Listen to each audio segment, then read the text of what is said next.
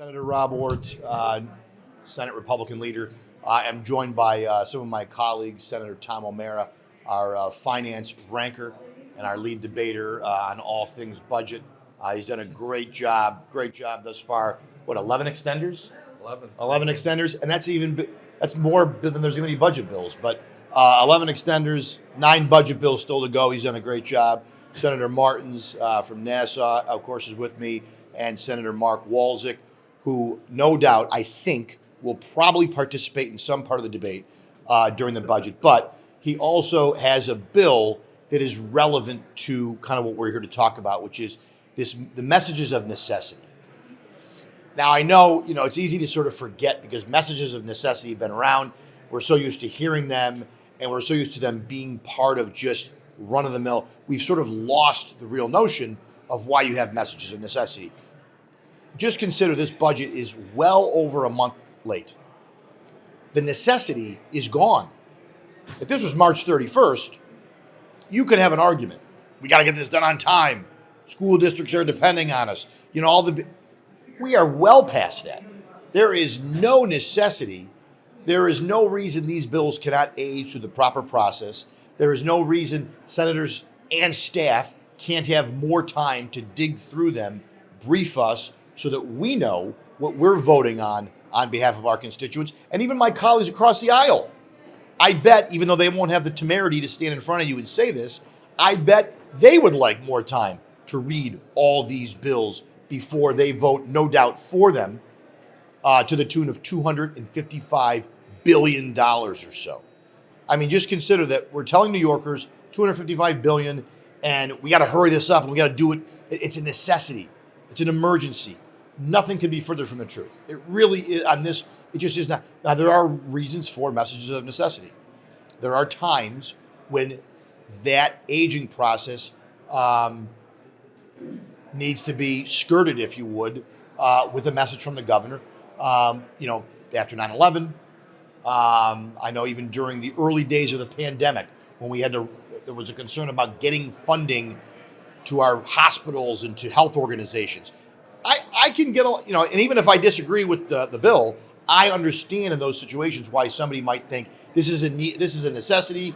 It's an emergency. We don't have time for the 3 days. This is not one of those moments. I would argue most budgets really aren't one of those moments, because even if you got to March 31st, April 3rd, not a big difference. There's just not a big difference. I passed budgets on all kinds of days here, and I've never seen it really make a huge difference unless it's this late. But the necessity, the reason for it is so far gone. On May 6th, May 7th, we're going to pass this budget May 9th, May 10th.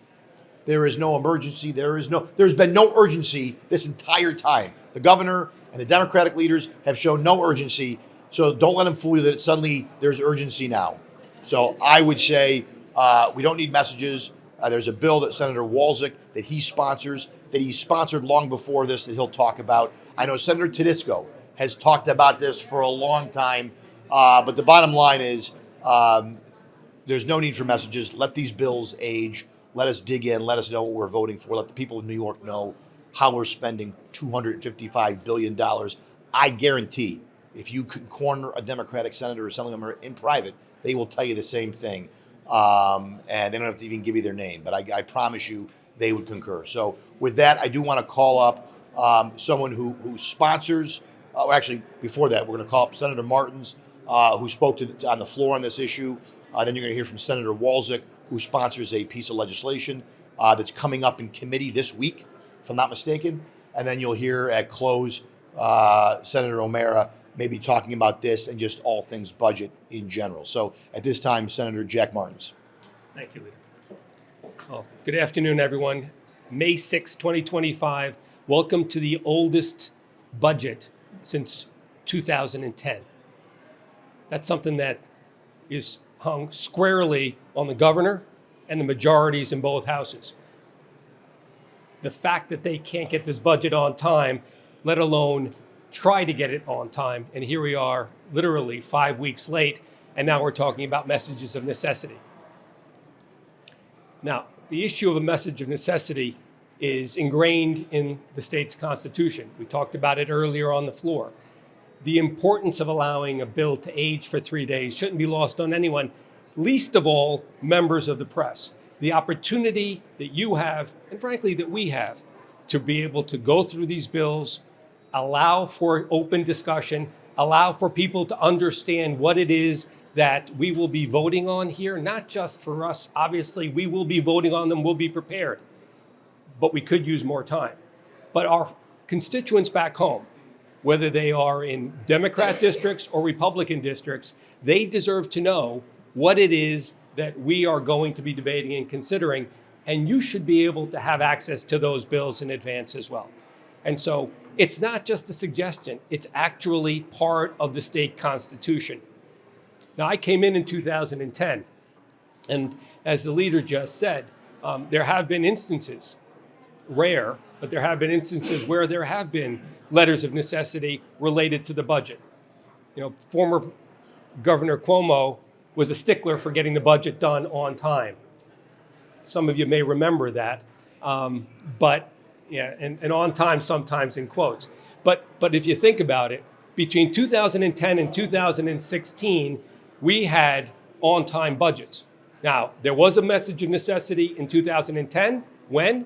March 30th. There was one in 2016, when? March 31st. Those budgets were approved early and on time. Why? Because our school districts across the state rely on state funding in order for them to actually pass their budgets as well. That is, and we can certainly discuss the propriety of that and the ability of people to be able to rely on what's in that budget. But as I said earlier, today's May 6th. There is absolutely no reason why we need to start voting on these bills today, tomorrow, the next day, and why you shouldn't have the ability to review them and us also have the ability to review them and allow us then the opportunity to prepare for proper debate on the floor. Now, rest assured, we'll be ready. We will be ready to debate these bills and all the nonsense that's in there and all the terrible stuff for taxpayers and residents across New York State. But we deserve better, and the residents of our great state deserve better. And to speak to that issue, let me introduce my colleague, Mark Walczyk, who, long before we've had this discussion, had a bill here that would exclude budget bills from messages of necessity precisely for this reason. These bills are too important for us to be rushing through them and for political expediency, allow for things to happen the way I know the governor and the majorities in these two houses want. They don't want you to read them. They don't want us to read them. We'll be prepared. Mark Walczyk. Thanks, guys. Senate Bill 48. So it's on the Judiciary Committee tomorrow. Pretty simply says no message of necessity for budget bills. That allows the fourth branch of government, the press, to review budget bills. That allows the legislators that were elected by the people to review them before they ultimately cast their vote. There's process in our representative democracy. One of those simple processes is ensuring that a bill has 3 days in print so that anyone can review it, comment on it, prepare to debate it, understand what's in it before they vote on it. There's not a surprise every year. There's no emergency that happens before April 1st. We know when the budget is due every single year. In fact, 99 days ago, we started public hearings on the governor's budget proposal. 99 days have gone by since the last time the public was able to comment on an in-print bill from the executive when she proposed her budget. That's the last time we heard from the public. So to take a budget bill that's been negotiated in secret with one-party rule, 3 Democrats in a room, jam that onto the floor of the Senate and the Assembly and declare it an emergency and do a message of necessity is not what our founding fathers envisioned, and it's very bad and dangerous practice. New Yorkers know it. We know it. That's why I've introduced Senate Bill 48 to fix this in New York State's Constitution, requiring that a message of necessity is not an appropriate thing to do for budget bills. We follow the process all the way through. and we make sure that the public has had the opportunity for feedback and that legislators have had the opportunity to review the legislation that they ultimately vote on. They say disinfectant is the best sunlight. 3 days, and listen, 3 days is the minimum amount of time that a bill is supposed to age. Obviously, before April 1st, when you know that deadline's coming, you could introduce budget bills long beforehand and get good public feedback on them, feedback from the elected representatives before they cast their vote. 3 days is the minimum. The governor has taken and abused what should be used only for emergencies and done that to jam budget bills through on a massive spending plan, over $250 billion. And one of the largest things that we do here as representatives, jamming it through in the dark of night without public feedback. So that's why we've introduced this important legislation, and it is coming up on the Judiciary Committee. I would ask the fourth branch of government, all of our friends here from the media, to pay close attention to those votes. There's no reason that this shouldn't receive bipartisan support and ultimately end up on the ballot so that New Yorkers can make the right choice and make sure that they have the sunlight on budget bills for years future, and we finally fix this thing in the state of New York. And with that, I'll be followed by the finance ranker, the esteemed, distinguished, and well-respected Tom O'Mara.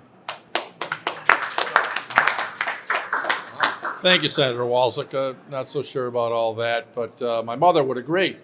Thank you all for coming out here to help us shine light on this issue. I walked over here at 2:30 this afternoon, and right before we left, I looked on LRS to see how many of these remaining 8 budget bills have been posted online. None. There's no updates online for us to see. There's no updates online for the public to see. And there's no updates of final bill language for you all to see. That's critical. The message of necessity has become a message of convenience, as we've called it in years, but it's also a message of obfuscation. It's a smokescreen to ram these budget bills through before anybody really knows what's fully in them. And I think that applies to the rank and file majority members as well. The leadership they've negotiated these things. They want their members to support them. Don't give them time to review them on their own and figure out what's in there, because I can tell you, I've been in the majority conference room before, and staff tells you what they want you to hear. And that is why Senator Walczyk's bill is so critically important. Get away from using the message of necessity as a smokescreen to ram these things through. We'll be asked first thing tomorrow morning to be voting on these bills, I'm sure. As I said, not a one of them has been put up in final print online. Thank you all for your coverage of this. Thank you, Senator. I want to thank Senator O'Mara again for all his work. I want to thank Senator Walczyk for introducing this legislation, Senator Martins for his comments. Happy to take questions again, but this is, by the way, just as a correction, I think Senator Walczyk, let's see, sunlight is the best disinfectant. Disinfectant doesn't make the best sunlight, right? Right? Yeah. Right? Okay. Yeah, All say right. it. Yeah, that's all right. I just wanted it for the record because we have so many people in the media here. I want to make sure that's what he meant. And so, anyways, but this is important. We know what's going to happen. We know we're going to get messages. We know they're going to try to jam these things through in the dark of night. As Senator O'Mara said, not one bill is online at this time, and that's why we think this is a poignant issue and a timely issue, and that's why we're talking about it. So.